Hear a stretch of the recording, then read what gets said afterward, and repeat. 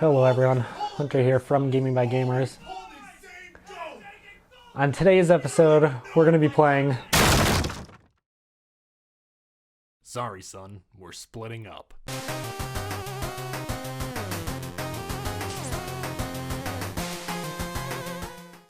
Hello everyone, it is Hunter from Gaming by Gamers, and welcome back to Web Series Episode 11. On today's episode, we're going to be reviewing two games, Spider-Man Friend or Foe, and Spider-Man Web of Shadows, both for the Xbox 360. Let's start with Spider-Man Friend or Foe. So let's start with some basic history. This game came out 5 months after Spider-Man 3 and was revealed in the back of the instruction manual for it. Yeah, that really instills confidence. Could you imagine if the next Halo game was announced via footnote at the bottom of the terms and conditions? Anyway, let's move on. What is this game? Well, it's not a movie tie-in game, but it does seem like it's supposed to be. All of the costumes are in the same style of the films. I guess this is supposed to be Spider-Man 4? I'm not sure, to be honest. What I do know is that you team up with a hero or a villain to take on an army of symbiotes. Let's talk about the gameplay. This game decided to go a different route than the last few. This is a linear, third-person beat-em-up game that is co-op focused. It's such a different route than what we're used to at this point. I don't think that's a bad thing. Variety is important with a character that has as many games as Spider-Man. That being said, this is not a very good beat-em-up. The gameplay is very repetitive. The entire game is just walk to an area, doors lock, enemies teleport in, you beat up the enemies, the doors open, and you repeat for every level in every stage. The game really isn't much more than that. No, seriously, the only other thing I can comment on is the character roster is pretty cool. Iron Fist is in the game, and that really surprises me because he's not owned by Sony, and this does say it's a movie licensed game before the game starts up. Besides that, you have some classic Spider-Man rogues, and if you're playing single player, you can swap in between them at any time, but the gameplay doesn't really change. So why am I not roasting this game like the others? Well, I have a theory about this one. I think this game was hastily made because Spider-Man 3 might have been too mature for kids. Now I know a kid's game should be good, the LEGO games are great, but I think that kind of explains why this had such a short development time. I've said before that even bad games have a purpose, and this is no exception. It is a boring game. The mechanics are fine, and the dialogue is actually pretty funny. Should I talk to the computer? Only if you want to irritate me. I appreciate the attention. That being said, after playing for about 2 hours, this game's purpose to me becomes clear. This is a game to introduce much younger kids to Spider-Man video games. It's way too easy with no punishment for dying, and it's very repetitive. But hey, that's what kids want. If it gets more kids to grow up and become bigger Spider-Man fans, I'm all for it. My score ended up being 4 children's Halloween costumes out of 10. Man, we knocked that out in record time, and there's still a lot of video left. Let's check out Spider-Man Web of Shadows for the Xbox 360. I obviously have a lot to say.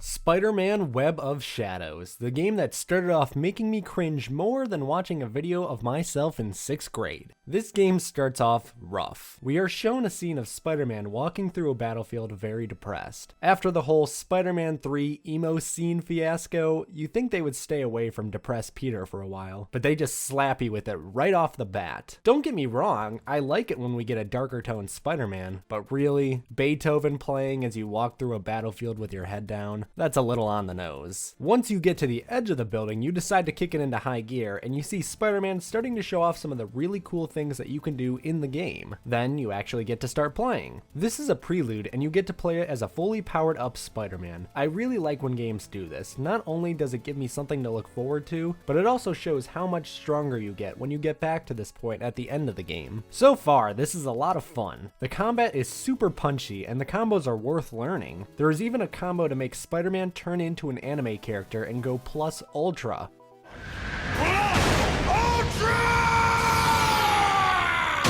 This game also adds 2 new styles of fighting. You can fight on the side of buildings and in the air. The wall fighting is a lot of fun and really works well with the character. I'm surprised they could find a way to make this work with the camera and the controls, but they did it and it works well. Aerial combat is fun, but it gets very repetitive because there's only a few moves you can do in the air. That being said, I think these were amazing additions, and I hope future Spider-Man games include this because it would be sorely missed. Now that I said all that, let me ask you, have you ever looked at someone you found attractive and were just like, wow, They are the most beautiful person in the entire world. And then they open their mouth.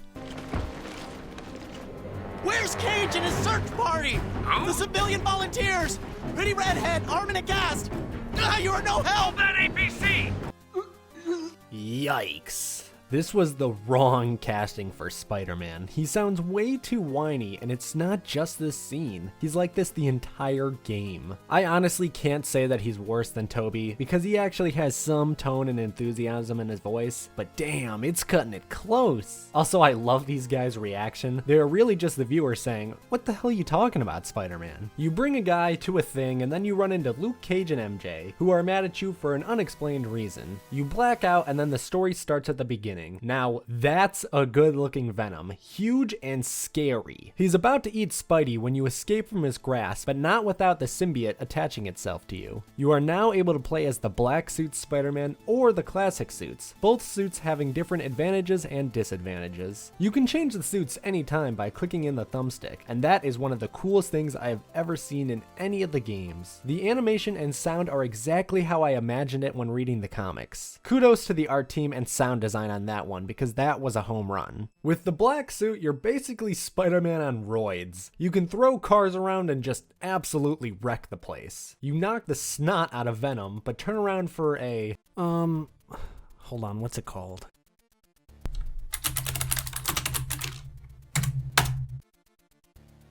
Panic, and Venom is gone. MJ got hurt in the fight and goes to the hospital, so you swing with the ambulance. In every open world Spider-Man game, you know I have to talk about the web swinging. Is it a Spider-Man 2 or a Spider-Man 3? Oh baby, it's a Spider-Man 2! Well, kinda. It's not exactly Spider-Man 2's web swinging. The physics just aren't there, but it's as close as it gets. Swinging around is fun, fast, pretty to look at, and you're so acrobatic. Weight and momentum feel real, and I can't stress how fun this is. Once you're done swinging around, you find Luke Cage and he helps you train. You first learn that by completing main missions and side missions, you get XP that you can use to level up your skill tree. That is a huge skill tree. I have mixed feelings on this. For one, it's way too big. I appreciate death, and that's a cool idea, but having to upgrade the black suit and the red suit separately is where you lose me. I think it beats going to the store and buying combos like Spider-Man 2, but I would have preferred if you just grew stronger and learned new combos as you progress through the game. Speaking of progressing through the game, as we beat a few missions, we start to see the cracks in the mission design. The first real missions start with Luke Cage training you. You would learn a move, and then the next mission would just be use the move on 10 or so enemies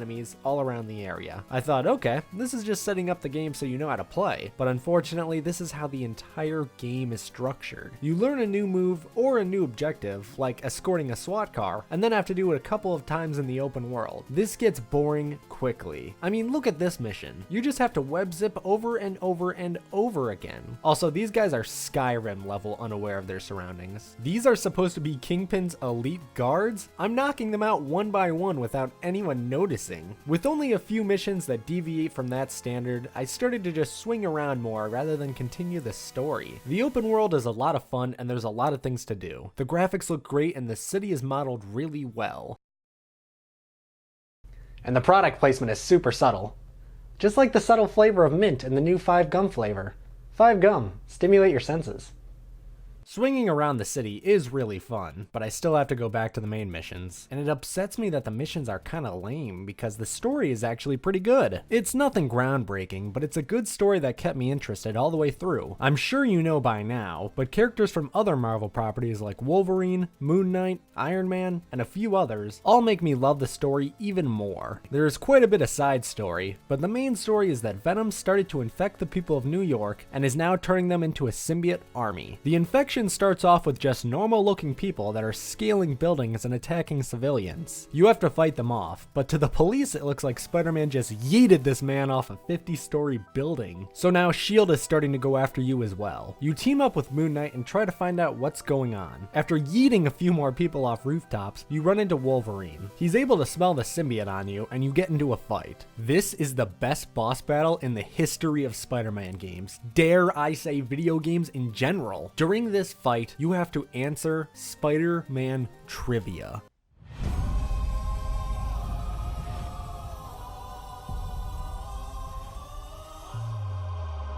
I'm ready. Where did you first wear the black suit?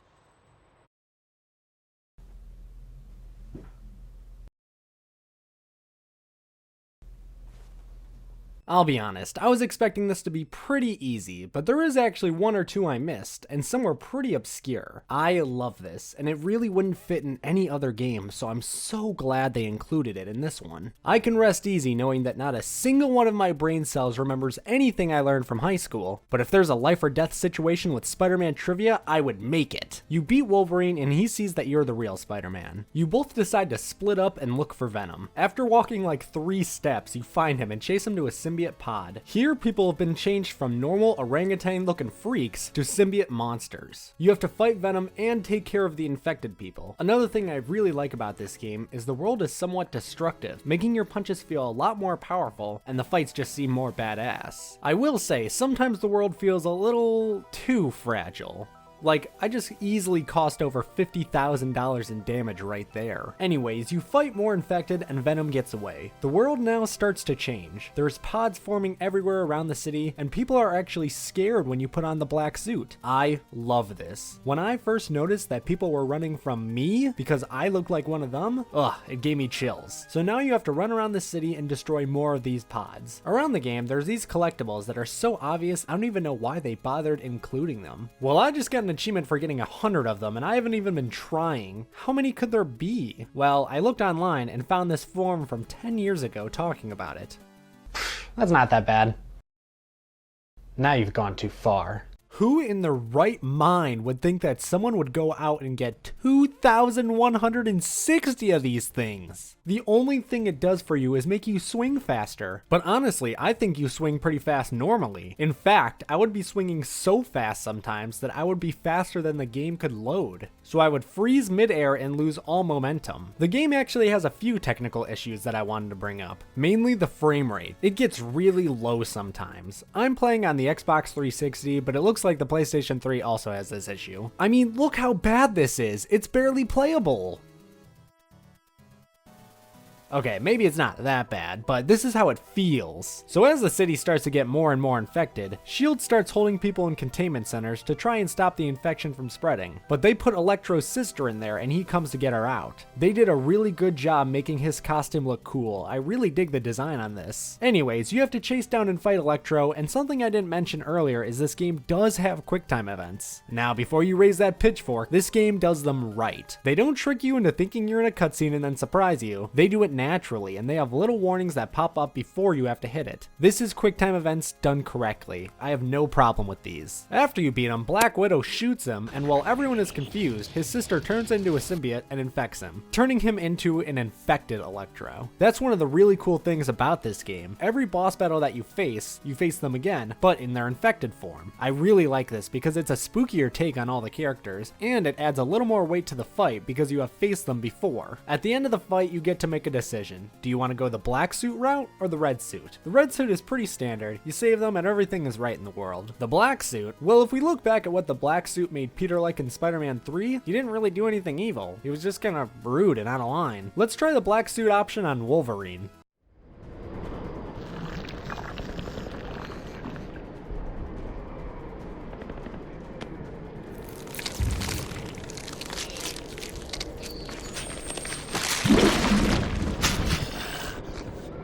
Kill you for this. I couldn't have guessed that was gonna happen! Okay, I guess I won't ever be doing that again. As you progress through the game, the world gets so infected, S.H.I.E.L.D. sets up a base camp at Stark Towers with shields holding back the infected. Everywhere outside the gates is infected, and there's only a few people left on the streets that you can save. This game really gives me a prototype feel. It's like Spider-Man in a zombie universe. Even the city is infected, with symbiote pods covering the building and the streets. As you fight through the infected boss battles, you have to team up with S.H.I.E.L.D., the Tinkerer, and Kingpin to create create a device that will disinfect everyone. From here, you plant the device on top of the Empire State Building and disinfect everyone, except for Venom and a few of the infected that have infiltrated the SHIELD helicarrier. Moon Knight gives you a ride up there and it's all out carnage. This was a hell of a finale. There's a ton of fights going on with all the heroes fighting the infected. You have to plant bombs on the helicarrier in order to kill the remaining infected. Once you do this, a giant Mega Venom comes up and you have to kill the heads on him one by one. Is it possible for a game to score higher than a 10? Well, the gameplay for this part isn't exactly amazing. You really do just do a web zip over and over again. I have to love it just because of how cool it is. The only thing I didn't like about this was I had no idea what Venom was saying. What? What are you saying? Speak up. After you beat Giant Venom, the normal Venom comes out and you can hear Eddie has lost control, and he wants to stop this thing. You get one more choice, black or red suit. I chose the red suit because after what happened last time, it's anyone's guess what Spider-Man would do if I chose black. Eddie throws you off and then sacrifices himself to stop the symbiote. The ship crashes into the water and explodes, and that's game. Depending on your choices, you get different endings. Because I chose Black Cat in a side mission, I got one of the bad endings, but I still really liked it. This is a game I'll be going back and playing so that I can see the different outcomes. The only real problem I have with the ending is that there's no free roaming after. You just have to start over. They really should have included free roaming around the city with all the upgrades you acquired, or at the very least New Game Plus. This game was a lot darker than any of the other ones we've played so far, and I enjoyed that. It was a nice change, but it wasn't as edgy as Spider-Man 3. I think I've made my opinion on this game pretty clear. I loved it, and it's one of the best ones I've played so far. My final score for Spider-Man Web of Shadows is 9 out of 10 black suit Spider-Mans. Alright, 2 more games down. This episode was actually pretty good. Friend or Foe was a bit of a bust, but it was all worth it for Web of Shadows. Thank you so much for watching, I really do appreciate it. If you enjoyed the video, give it a thumbs up. If you want to see more, subscribe, and make sure to hit that bell right next to the subscribe button to be notified every time I upload. And I will be uploading more. We have 5 more Spider-Man games, and that means 5 more episodes. 5 more episodes. I can't. Half the budget of this show is going to these patterned shirts. Why is there so many Spider-Man games? I can't afford this.